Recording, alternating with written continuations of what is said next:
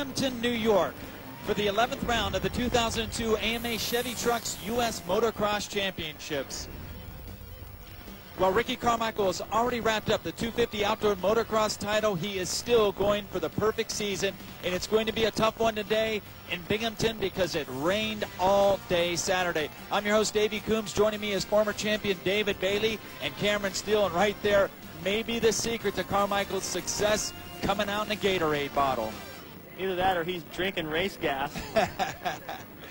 David, Carmichael's been perfect all year long. Can he keep it going to the end of the season? I don't see any reason why not. His confidence is at a level that we've never seen in this sport.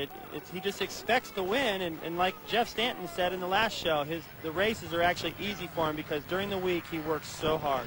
Ricky is closing in on Bob Hanna's all-time record for 250 national wins in AMA motocross. Hanna set that record all the way back in 1985. It stood for 17 years, but today it could become shared by Ricky Carmichael. Now, let's go to Cameron Steele.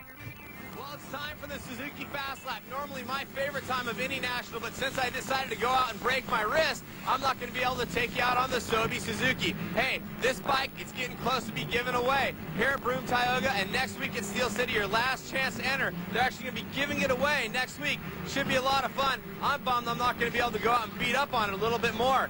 Here at Broome, Tioga, the track was getting rained on. It was muddy. It was so nasty they canceled Saturday practice. The guys got to see the track for the first time today on Sunday, and I'll tell you, it was so rutted out, it was really crazy. When we get to race time, the track's going to look a lot nicer, but what we did is we took YSA Fly Racing Ted Campbell out on his Suzuki to show you what the track looked like during practice. It was gnarly and it was rough, so let's jump on board.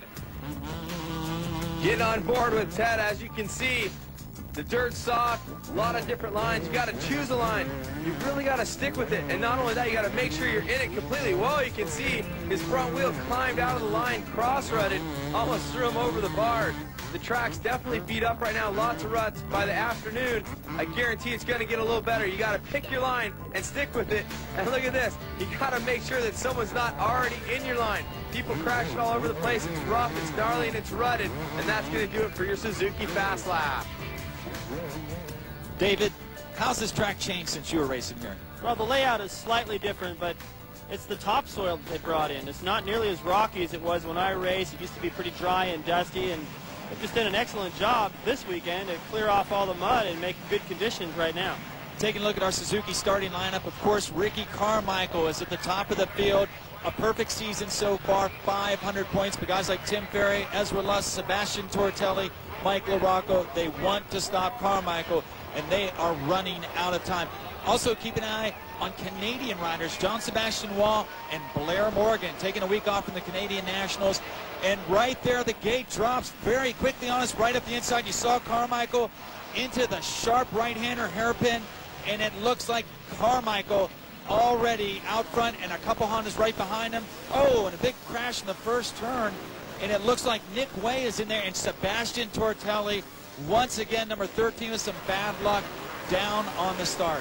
Can't believe that it keeps happening to Tortelli. He just has radar for that kind of stuff. Nick Way went right over the handlebars, and Ricky on this 250 keeps beating all those four-strokes at the first corner. And it really surprised me here today, Davey, because they plowed that starting line very deep. There you see Nathan Ramsey in second on the 450 Honda, and then it is Kyle Lewis and John Dowd on the big 520 KTM coming through the Supercross section. Carmichael out front. You can see where Tom Hurd and his crew have scraped a lot of mud off to the side, and it's got a good fast line, and Carmichael's on it already. Whoa, and he almost went off it there. He landed a little short in all that deep mud. Got thrown forward. The track is in excellent condition. Yesterday it was terrible. And I wouldn't have thought it would be looking this good so early in the day. You see how important a good start is out there. One solid line up on the top. See Carmichael trying to stay out of the soft stuff. Make a fast line through Binghamton. Takes a look over his shoulder. Who in the world would he be looking for? Just wondering where everyone is, just to know who his competition might be, should he make a few more mistakes. Check out that graphic. Led 293 out of 306 laps at this point. And he's getting ready to put another one in the books. You know, today the lines here really matter, and you can see the difference when they went in that section before where Carmichael squared it from the outside, Ramsey went down the middle, and it's so rough and rutted in a good way that really forces the rider to think. You can make up or lose a lot of time just by choosing the right or wrong line. Carmichael, of course, 20 moto wins in a row. He's looking for 21, and these are the guys that got to stop him. Nathan Ramsey in second, and there you see Ezra Lusk has moved into third on the Chevy trucks Kawasaki. Carmichael goes through the picture, and there you heard the crowd roar. He did that downhill triple. We missed it there at the camera, and then Nathan Ramsey on the double. Lusk in third, Lewis in fourth. And you see Carmichael at the top of the hill. He's already getting away. Well, it didn't look that good in the first half a lap. He was making some mistakes. It looked like he hadn't seen the track in a while, even though they did take a lap around it. And things weren't coming together, but sometimes you look at the track like that and see the best riders struggling, then you go out there yourself and realize, man, no wonder they're struggling. It's really tricky. You have to look at the whole shot. Ricky coming out of there perfect, beating those four strokes. All four strokes surrounding him. Lutz with a pretty good start. You can see that pile up. Nick Way right over the handlebars. It looked like Clark Stiles caught the back wheel of Sean Hamlin there and kind of started that whole thing. Walkridge just going by. Now here's Carmichael off the start. Look at that. Power to the ground immediately on the concrete start. He hooks up perfect, looks over at Lusk like, hey, that used to be my bike. And you used to start on the inside here, didn't you? Yeah, the last time I raced there, I started on the inside. I got both hole shots. And one year I started on the inside, and Brock Glover cut me off a little bit. I went out into the grass, got even better traction, and still beat him to the corner. So I've had pretty good luck with starts at Binghamton. Carmichael down the big hill into the infield. That's where in the past we've seen guys like, in fact, Sebastian Tortelli has crashed there before, and he's already out, probably a result of that first turn crash. Well, you can see the subframe just underneath the seat back there is bent. Tough break for Tortelli and one of his last rides for Honda. Sounds like he's going to need a pipe. That bike is toast. We'll be back to Broome Tioga Raceway in a moment. Sebastian Tortelli still having his bike worked on. He's involved in the big first turn crash. Knocked him out of the first moto here at Broome Tioga. And there's Tim Ferry, second place in the standings, and he is on the side of the track having a hard time getting his big Yamaha restart. You see the mud there going out the side of the track. Tim Ferry, one of the riders most likely to challenge Ricky Carmichael here, but he's not going to catch him from that far back. And now back up to the battle for fourth, privateer Kyle Lewis leading the big Honda of Mike LaRocco and John Dowd behind them in sixth. And Lewis hasn't been putting in some very good rides since he got that third of Washougal, David. No, he struggled just a little bit. And sometimes you get that good finish, and then you expect a little bit more out of yourself, maybe too much, and you go out there and try a little bit too hard, and it doesn't really come together. And if you ease off just a little bit, it all starts to flow again. Coming down the big hill, we've seen a lot of riders crash over the years coming down through those braking bumps. Greg Albertine and Sebastian Tortelli come to mind. And Lewis continues to lead LaRocco, and you can see right there what's happening. You get out of that main line, and you lose time. Yeah, and you can see the difference. Look how clean that Lewis is. He's all white still. LaRocco is over there just getting showered with mud and rock. Down on the inside, LaRocco getting a little aggressive, pushes him out, put a clean pass. And there you see Lewis make a mistake, and that might open the door for Dowd. No, Dowd can't get by, so LaRocco moves into fourth. Lewis back to fifth. Dowd holds on to sixth.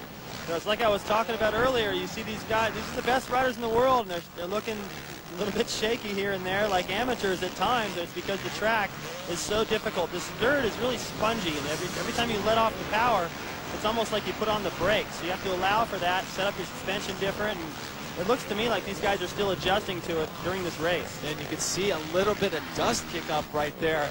A very dynamic track here at Broome Tioga, and also a massive turnout. More than 18,000 fans have come out to watch the race. And they wouldn't have been here yesterday when that rain was coming down, but they came out in droves today, and they're watching the battle for fifth. These are two privateers, privateer veterans, Kyle Lewis and John Dowd. There you saw Sean Hamlin, the Sobe Suzuki team, starting to get into the picture. And good luck with that roost. He's probably back there going, okay, well, I know I can get up to those guys, but do I want to? Yeah, that's going to be triple roost from 3-4 strokes. Here's LaRocco's pass again on Lewis. He just got tired of getting roosted. Finally decided, you know what, I'm just going to knock this guy out of the way and let him know that I'm mean business. He better just back out of it, because LaRocco's one of those guys that won't budge. And he makes actually a little mistake getting back into the line, and Lewis fouled up his timing. Well, Tortelli, turns out he is back on the track, and you can hear no silencer. You see that bent fender? Tortelli would be moving over to the Suzuki team next year, and maybe ought to change that number. I mean, call me weird. There goes Hamlin down the inside. Nice move. Call me weird, but that's the first thing I would tell Tortelli. Take 13 off. Like, yeah, it's not unlucky in France. Well, either go back to France or change that dang number, because the bad luck has just continued all year long for him, and I don't see how it could get much worse. So Hamlin moves into 6th place. Sean Hamlin doing a fine job of upholding the Sobe Suzuki honor.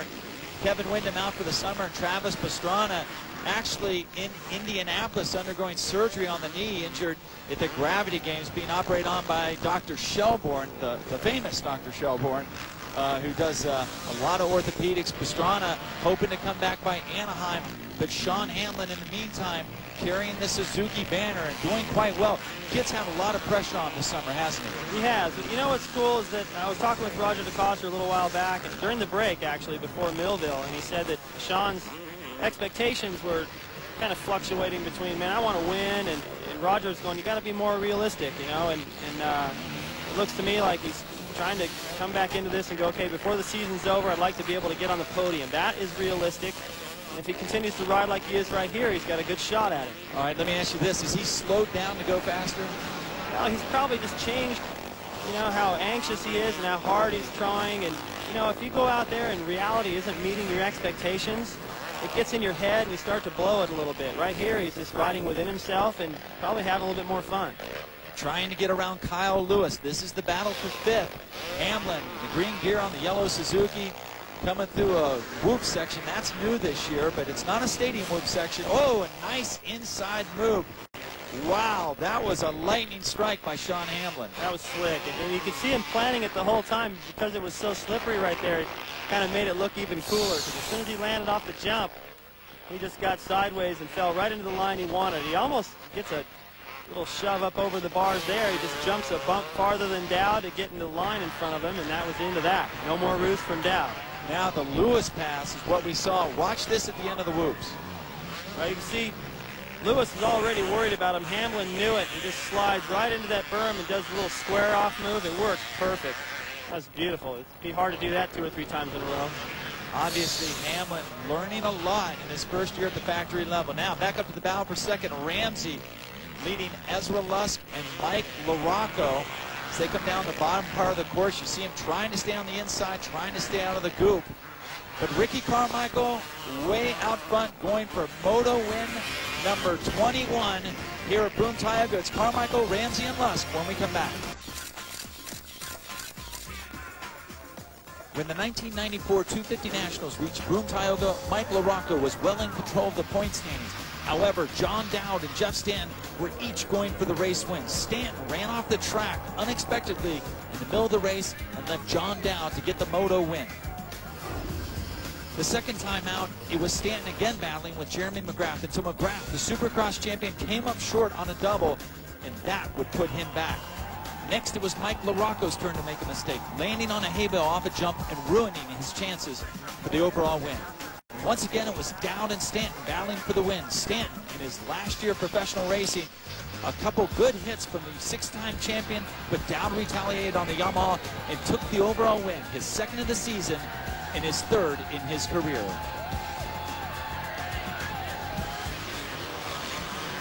Back to the battle at hand, the 2002 AMA National at Broome Tioga, and Ezra Lusk is now our 3rd place rider, and Mike LaRocco, that 94 250 National champion, is trying to catch him on the Factory Connection Honda.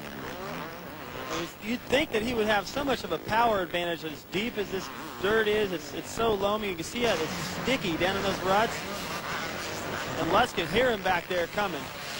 Amazing those guys are doing that downhill double in all those ruts. And right there you saw Lusk get way high over the triple jump.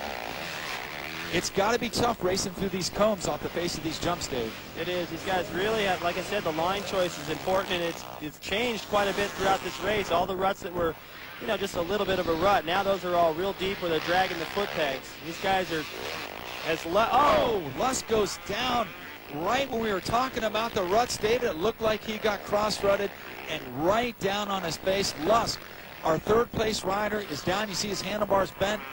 We need to take another look at that. This is where you really have to put your trust in the flagger, because he is sitting down in the valley of that double jump in a blind spot. Bends the tail section. He broke the handguard off the left side. That bike is really going to be tweaked trying to ride. See him heading up the face of this jump. I think he hits that slick rut right there. Yeah, he just washes out. Right on the face of that jump, and you're right. He was down in a terrible spot. LaRocco, fortunately, did not hit him, and now LaRocco has moved into third, and he's right up behind Nathan Ramsey. You see Ramsey have some problems coming out of that corner. Two big 450 Hondas battling for second. Boy, Kawasaki, Ezra Lusk, he'd have been a four-stroke sandwich right here between these guys. I was just about to say, before Ezra went down, LaRocco was pushing him. Ezra was answering that challenge, and the two of them reeled in Ramsey. So Ramsey right now, he's only got one guy to worry about instead of two. And this guy, can't worry about him. He's gone. Geez, I mean, I think about the power advantage that those guys have on the four strokes out there, LaRocco and Ramsey, but the 250 is a little bit more nimble, a little bit lighter, and it's easier to throw around, and that power, it just hits right now. And I think Ricky really likes that bike to be able to hit hard and not be as heavy and kind of sink down into that deep dirt. Up over the triple jump. This is Ramsey still holding off LaRocco. They go through the Supercross section. A little different approach there. Ramsey tripling in, LaRocco doubling through. They come out just about even. Now LaRocco is going to, once again, he's following a guy that's still clean. And, you know, when he comes through the pack like that, he wasn't able to do that double, loses a little time. Anytime he loses some time, he's able to get it right back. But he's come through the pack and found a lot of good lines that he may be able to use on Ramsey down the stretch. Into the back section, going around a lap rider. You see Ramsey started it opening up. Maybe LaRocco didn't jump that double because he saw what happened to Lusk, and Ramsey being in front of it missed the whole thing. Yeah, it's, you know, you really can't take chances out here in the position they're in. They're nowhere near Ricky, and Mike has caught Ramsey. He's just trying to preserve his chance to really, you know, make a run at him here before the race. And if he makes a big mistake like Lusk did, then it's over. So he's just trying to stay in contact, which is a sign of confidence, you know, that he knows he'll get him eventually. Right there, Ramsey made a mistake. It eventually happened really quick right there, David. You were right on the money with that. And Mike's smart. He's been around a long time. Won titles, and that flashback we did of John Dowd there, LaRocco won the championship. He's pretty clever. Ramsey's getting there. LaRocco riding very patiently, picks up 2 spots on mistakes by other riders. Here's what happened to Ramsey. Gets the back end swaps a little bit. He doesn't get in the line he wants to get into, so he doesn't flow into the berm, hits his leg on the hay bale. All it takes is just a little bit of paddling, and a guy like Mike is all over that. He had to stay close enough to be able to capitalize on it. And like I said, after he lost the time on that double jump, he always seemed to be able to get that back and stay close enough to be able to make a pass like that. Now back up to the front of the pack. Ricky Carmichael is on the last lap. And here's something you don't see very often. We used to see it often, huh? Used to happen all the time. That's right in the same section where Stanton went off into the woods. You don't want to go over there. It took Stanton a long time to get his bike out of there because it drops down a steep hill into the woods. Carmichael leading every lap, but he almost went over the bars right there. But you know what? The gap he's got on second place might not have mattered. Yeah, he's just ahead of Nick Way, who's pretty lucky that he's able to still get out there and finish this moto. He hit his head pretty hard. Carmichael getting ready to do the big triple. This is the last lap, and here's the salute to the crowd. Look at that. No one else in the race even jumping that. Carmichael doing one-handers. You see him looking across the track. He's not looking at our cameraman.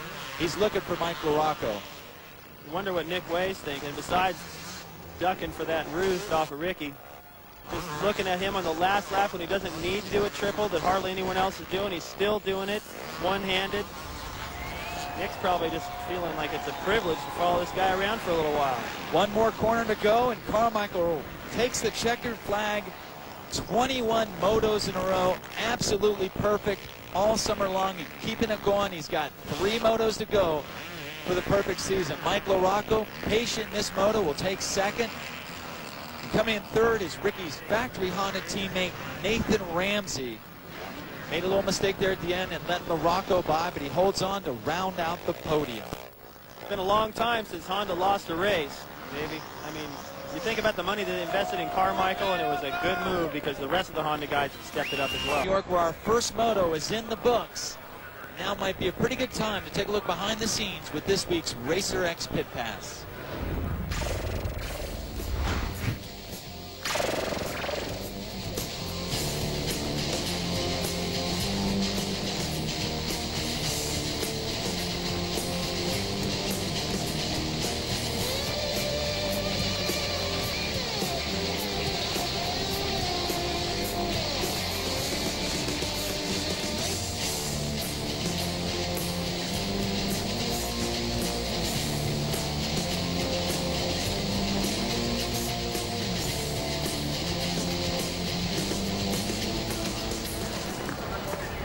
Taking a look at our first moto results, of course, Carmichael, LaRocco, and Ramsey, 1, 2, and 3 for Honda, and then Sean Hamlin, a solid 4th on the Sobe Suzuki. 5th place is Kyle Lewis. A little further back down the field, you see Steve Lamson back out there for Husqvarna. Rounding out the top 20, Clark Stiles, who went down in that first turn with Nick Way and Sebastian Tortelli. Now it's time to take a look outside the lines at the family life of motocross.